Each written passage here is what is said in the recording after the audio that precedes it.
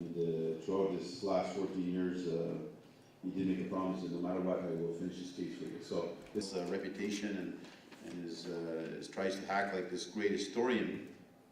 I think this historian status made it a little bit lighter to really what his credentials are. And Mr. Flanagan and I had a debate on credentials. And me being a politician, of course, I decided to use a different tactic.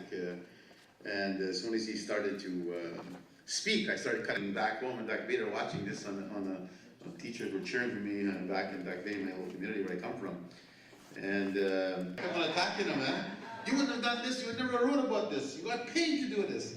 So I kept on attacking him on that issue, and I just flustered the hell out of him. As you heard Thomas say that, you know, he admitted through cross-examination, Aldrich is not sure, but he's not a great lawyer. I actually told, you know, Clement, Kathy and I would always decide to quit and leave. And I said, are you crazy? Trying to go to law school at your age? And lo and behold, she didn't listen to me, I'll tell you that. And she actually went and got her law degree to prove a point. People are playing a very pivotal role to this future as we prepare our cases. I want to applaud them because they do a great work and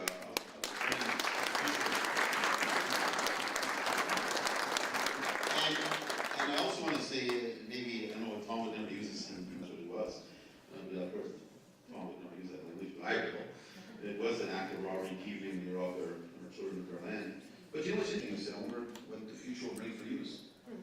She says, what do you mean? Well, I said, look at McGuinness rules against us, lower court, and they bump up the Court of Appeal. Rob Doerr, I said, and one of the things that Johnny MacDonald had to do in his pursuit of trying to get the land.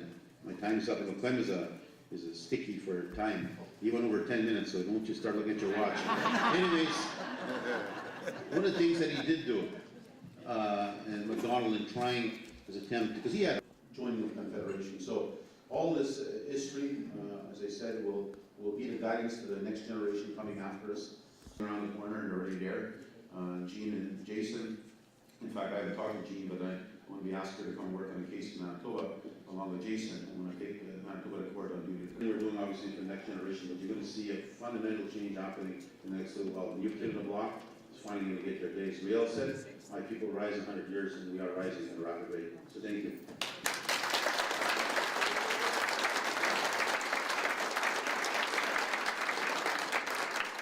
Thank you very much, President Chartrand, and of course, we'll ask everyone to start to make your way there. I apologize, President Chartier, for not putting the bucket on President Chartrand a little sooner, but I think we have done fairly well in keeping on time. We'll ask everyone to start to make your way there. I apologize, President Chartier, for not putting the bucket on President Chartrand a little sooner, but I think we have done fairly well in keeping on. Dust them off and bring them back on some other cases, but when he speaks about Flanagan, you all know Flanagan is a video camera on different, I was in Toronto, I think, and he was in Calgary. Just about political expediency. This was not really a deal. All this thing written down had a meaning because it's just political expediency, just past this resistance. Métis veterans were recognized appropriately at a lot of the misinformation that's been going on out there about the community of Attawapiskat. World War II Métis veterans, you know, get their due, but of course also in doing so we must always contributions that have been made by our friends here today, you know, when they served in the Korean War. War is never pleasant. It's never wanted, but when it happens, we all have to be thankful that there are men and women everywhere, and in particular, men and women of the Métis Nation that are prepared to stand up and give a helping hand. So I'll turn it back over to the hosts.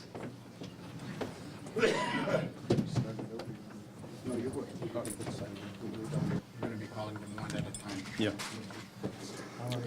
Chief Warrant Officer John MacDonald grew up in Portage la Prairie, Manitoba. When he was 16, his quest for excitement and adventure led him to hitchhike to Winnipeg one summer day to join the Army. He got cold feet and returned home. He told his parents that what he had done. They didn't react negatively, so the next day he hitched back to Winnipeg and signed the papers. In 1950-51, the forces were recruiting heavily for Korea, and while in Winnipeg, he became a projection mechanic. His sergeant liked his work so much that when he went to the regiment, he was about to be deployed to Germany. He was asked to stay on base in the same role. In 1954, he was sent to Korea and stayed there a year. Upon his return to Canada in 55, he left for Germany. When he moved back and forth, from Chief Warrant Officer MacDonald has also served in Egypt and extensively in Canada. After 30 years in the service, he decided to retire, but realized how much he missed the military once he had left. He rejoined into the Militia Reserve, this time, and stayed for 8 years. Today, Mr. MacDonald works as a civilian coordinator for the Bold Eagle program and is the president of the Aboriginal Veterans Society of Alberta. Ladies and gentlemen, Chief Warrant Officer John MacDonald.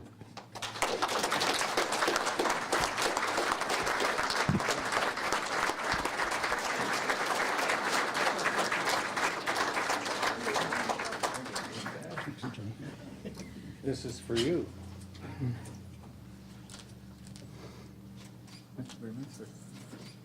Thank you. Proud Métis man, Oscar Lacombe joined the Canadian Forces in 1949 and to ensure that no wars would flare up again. Mr. Warrant Officer Lacombe left for Korea just 1 year after he joined. In 1950, he was deployed with the Royal Canadian Army Service Corps. Mr. Minister, how are you? I'm good. I didn't appreciate that you were former sergeant at arms. Yes, sir, 13 years, sir. That's great. You've had It was interesting. done much for your country. Thank you very much. You're welcome, sir. Okay. Grab this. It's hard to get something away from the conservatives.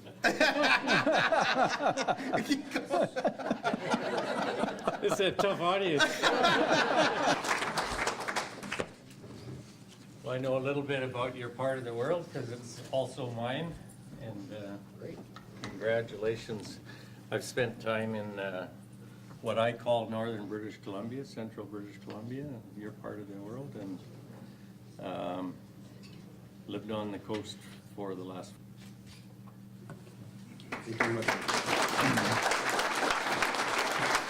51 years. Ladies and gentlemen, Sergeant Len Desjardins.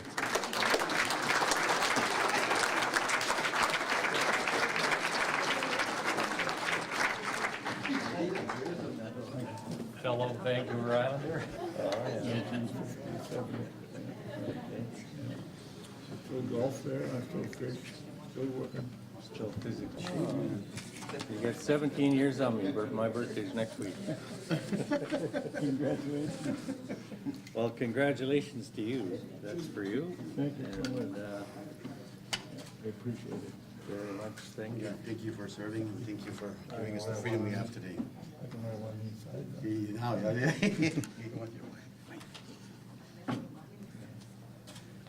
Ladies and gentlemen,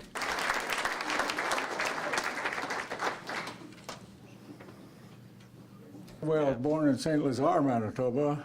I grew up there and moved to Foxhorn. My dad started a mink ranch, and by the time I was in grade 8, just going into grade 9, my dad got sick. He said he needed help. I worked there for 2 years with him. But work, me and my brother Albert, and by the way, passed away 12 years ago, and he was also in Korea with me. That didn't happen, but so. But I did come back from Europe, and I met my wife a year later. So I have a good family at home, keep me going. I enjoy Victoria. 2 daughters and a son. He currently resides in Georgetown, Ontario, not too far from Toronto, where he grew up. Mr. Jack Cadu.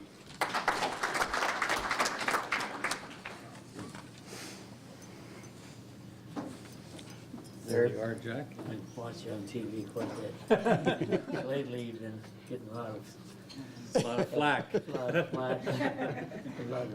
Well, You're doing a good job. I probably haven't got as much flack as you got over the years. A different kind of flack, maybe. Yeah. A little bit of it. Yeah. So anyway, this is for you, Jack, and maybe I should park it. Should we park it or? Well, we can park it on the, it's 8-cylinder and Easy on gas, eh? And anyway, let's turn around here Yes. with David.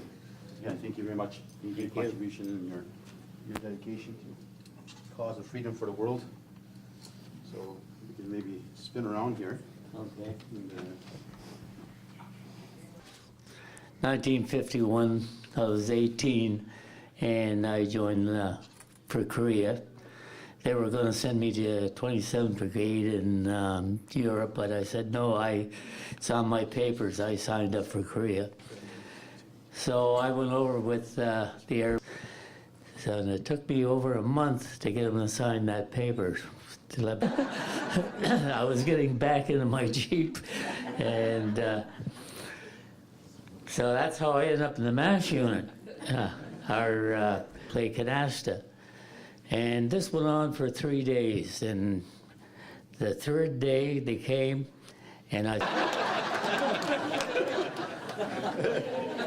after that, Korea, I ended up in, I went over and the job there in Egypt, I was taking convoys from the Mediterranean down to the Indian Ocean. We had a team down there. Last week or two than you'd seen for a while, at least in the public media. I went to see. We have to be compassionate at the same time. So with that, I'm very delighted. Veterans here today for doing that.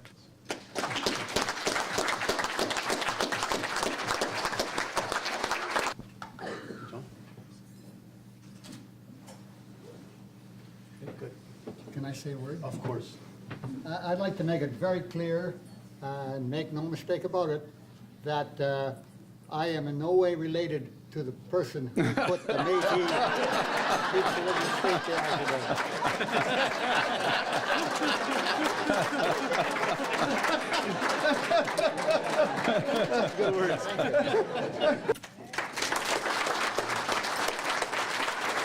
To work for CIL Explosives on James Island, right across from Sydney, BC.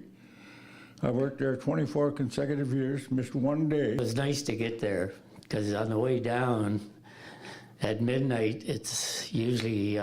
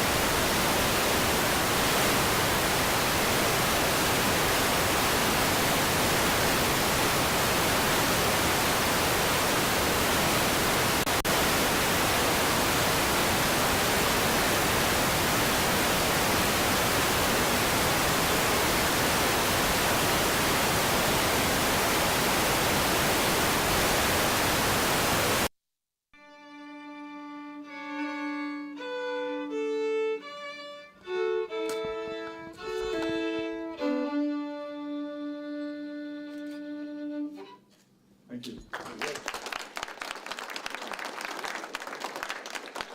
David's got Sash.